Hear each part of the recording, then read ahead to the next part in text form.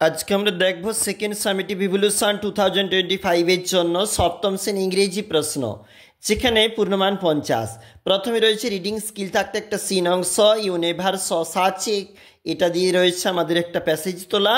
নিচে রয়েছে কিন্তু এমসিকিউ প্রশ্ন দুটি, 2 নাম্বার।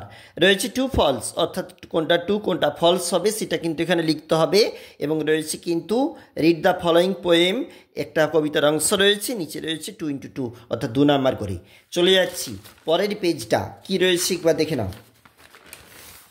এটা পরবর্তী পেজ এবং সেখানে কিন্তু দেখতে পাচ্ছি আমরা, দেখো ফাইন্ড আউট ওয়ার্ডস বলেছে পোয়েম থাকতে, এবং রিডিং স্কিল থাকতে একটা আনসিন প্যাসেজ তোলা রয়েছে। এই আনসিন প্যাসেজের নিচে রয়েছে কিন্তু প্রশ্নপত্র। Complete the following sentences with the information from the passage 2x2।